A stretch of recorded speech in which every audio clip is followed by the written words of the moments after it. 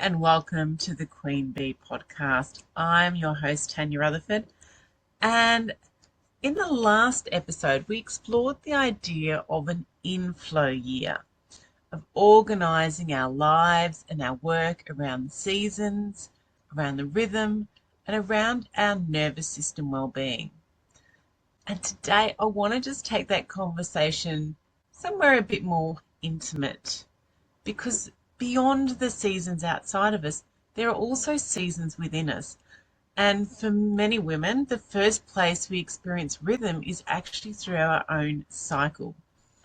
So what if instead of seeing our changing energy as a problem to manage, we understood it as a wisdom to listen to? Now, one of the most helpful ways I've found to understand the menstrual cycle is not as a hormonal inconvenience, but more as a series of mini seasons. Not rules, not expectations, but more just patterns that we can work with. So if we think of our inner winter, that is when we're actually menstruating, our bleed phase. It's the most inward part of the cycle. Our energy naturally turns down. The nervous system seeks quiet, safety, and rest. And that's what all our hormones are structured to do. It's not a time for pushing, for performing, and for overgiving. Instead, it's more a time for reflection, for rest, and for honest noticing. With an inflow model, the inner winter actually asks us what needs to be released and what is complete. Okay, the next stage is our inner spring, our follicular phase. This is when our energy starts to rise. There's often a sense of possibility or curiosity or lightness, and it's a beautiful phase for new ideas, for learning, for gentle planning, and for experimentation. Not because you should be productive, but because momentum feels more available to us. Now, our next season is our inner summer, which is our ovulation phase. And it's probably the most outward phase, just like summer is when we're more visible. Communication, connection, confidence, and of course, our visibility often peak in this phase. Our inner summer supports collaboration, sharing ideas, speaking up, and being seen. And still, even here, regulation matters. Expansion without recovery just leads to depletion. And finally, our inner autumn, which is our luteal phase. Our energy starts to turn inward again, discernment sharpens, and the truth can become harder to ignore. This phase often brings clarity, boundary awareness, because things might be pushing up against those, and emotional honesty. So rather than thinking of this phase as being moody or difficult, we can actually ask, what is my body trying to tell me? What have I not been listening to? So our inner autumn is really powerful when we listen. Okay, so I want to pause now because not all of us have a regular cycle, and for many of us, like myself now, is we no longer have an obvious cycle. We might be in perimenopause or menopause, we might be in postmenopause, or there might be all sorts of other things that have happen. We may be someone who's never really had a clear cycle. And if that's you, this conversation still belongs to you. It just shifts a bit. So instead of tracking a cycle on a calendar, we need to learn to track our sensation, our energy, and our capacity. Our body still has rhythms. It may show up as some days when you're more social and some days when you're not. Moments of clarity followed by periods of fog, and times when rest feels essential rather than optional. It's not randomness, it is communication. It's our body trying to let us know what's best for it and for us as a whole. When we take an inflow approach, this really asks us, what patterns do I notice if I stop overriding myself all the time? So when there is no map, no obvious cycle to follow, we need to return to basics. And that is really just a daily reflection, ideally. How does my body feel in the morning? When do I feel most resourced during the day? What drains me fastest? And what restores me most reliably? And this becomes a nervous system led way of living. Not forcing the rhythm, but allowing the rhythm to reveal itself, to unfold. And over time, that trust that we have in ourselves rebuilds. Now, when we don't have that obvious cycle, another way that we can connect, particularly post-menopause, is with the moon. It becomes a beautiful external anchor. We actually connect to the lunar cycle. It can offer us a steady, visible rhythm, a reminder of the natural waxing and waning phases of our lives, and also permission to ebb and flow. And you don't need to do anything elaborate. You just simply notice that a new moon is when we tend to be more inward, more intentional, and more quiet. And a full moon is more outward, more visible, and more around completion. It can be enough to create orientation and safety. And this is something that we'll be weaving into our weekly reflections inside Alchemy. Not as a directive, but more as a supportive backdrop. It's just a reminder of what's going on because it's so easy to lose track. And the thing is, when we understand our inner seasons and honor the rhythms that we actually live in, our whole visioning experience changes.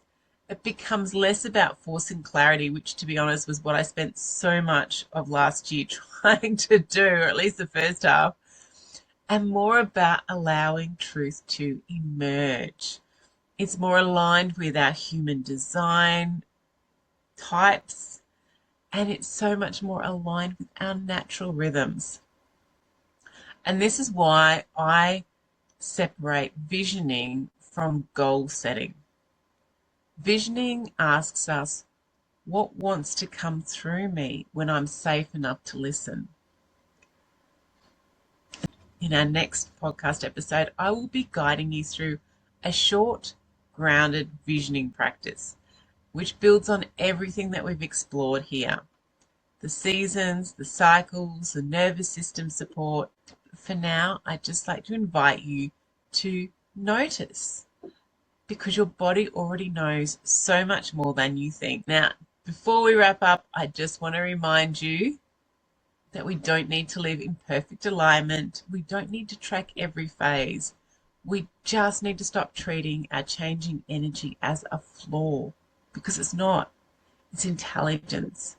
And when we listen, flow flows. When we understand our inner seasons and honor the rhythms that we actually live in, visioning changes. It becomes less about forcing clarity, which I think I spent the first 6 months of last year trying to do, which of course didn't work, and more about allowing truth to emerge. And this is why I separate visioning from goal setting. Visioning asks us, what wants to come through me when I feel safe enough to listen? Now, in a moment, I will guide you through a short, grounded visioning practice that builds on all the things that we've been exploring here and in the last episode, our seasons, our cycles, and our nervous system support. But for now, just notice. The thing is, your body already knows so much more than we think it does. We don't need to live in perfect alignment, and we don't need to track every phase. We just need to stop treating our changing energy as a flaw, because it's not. It's intelligence. And when we listen, flow flows. Okay, now let's do a short little visioning practice together. Now, before we begin, I do want to say clearly that this visioning practice isn't about fixing your life or deciding anything right now.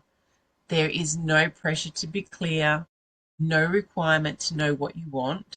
This is just an invitation to listen, not to strive for something. It's about letting something emerge, and it might be the start of something rather than trying to force something. Now, if it's safe to do so, find a comfortable position. You can close your eyes or soften your gaze. When you're ready, we'll begin. Now, to start, let's just take a nice slow breath in through our nose and a long, gentle breath out through our mouth. Just sighing the breath out, letting your body relax. And again, in and out. Just let your shoulders soften, let your jaw unclench. Yawn it out if you need to. Just let your body know it doesn't need to be anywhere else.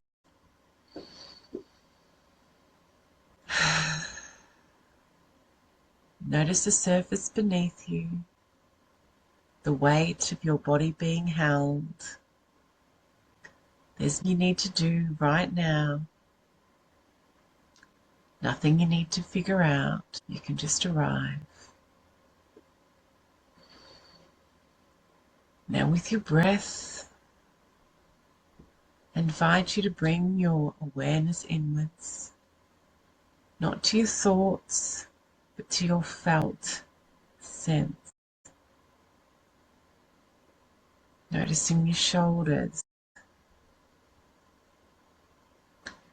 your chest, your stomach,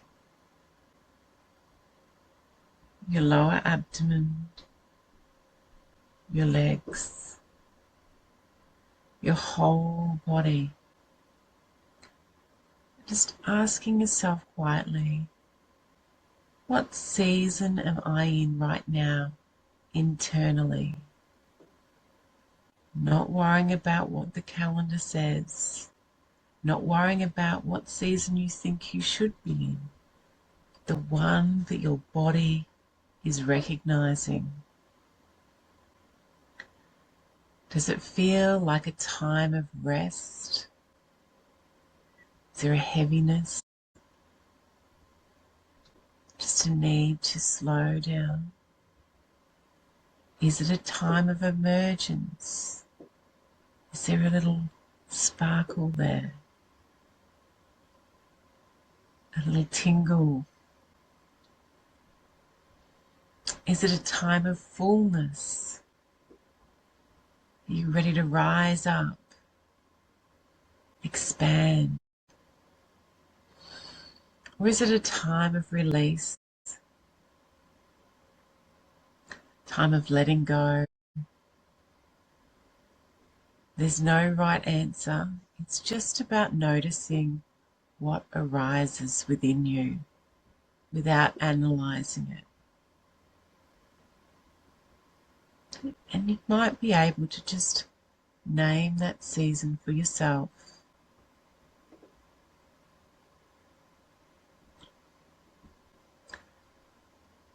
Just gently.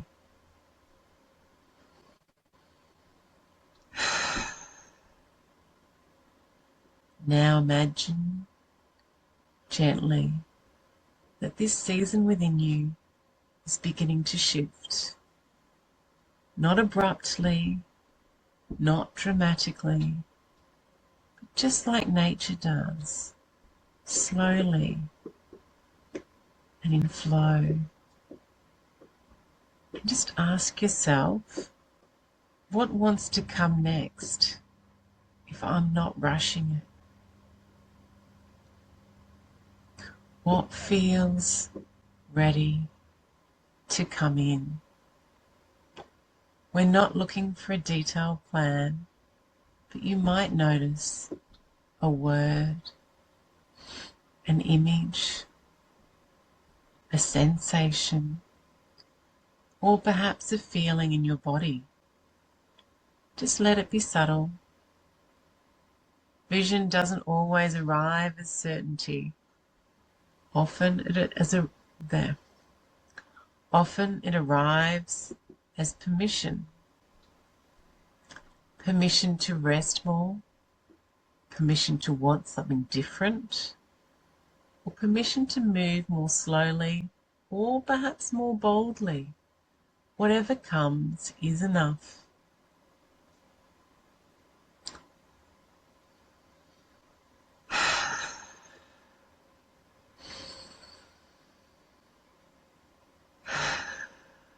And if it feels right, place a hand on your body.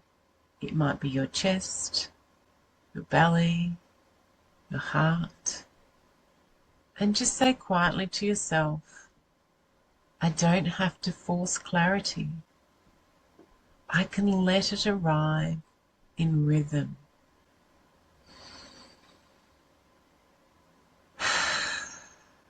And just let that land.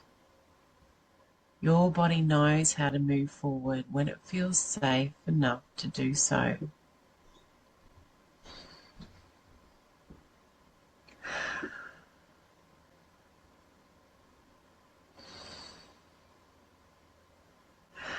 And you might like to start to gently bring your awareness back. Noticing the breath coming in and out of your body, wriggling your fingers, wriggling your toes. And just take one more slow breath.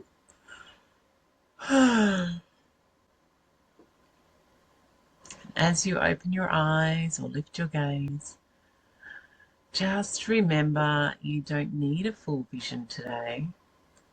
It's all about becoming and staying connected to what is quietly asking for your attention. And that's how our aligned futures are built, just one season at a time.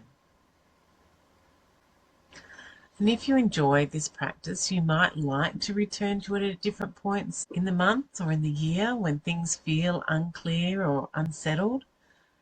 Remembering that vision doesn't come from pressure, it comes from presence. And as I mentioned earlier, we have our full visioning workshop. It will also be available as a recording. You can purchase it separately or you can access it free through Alchemy.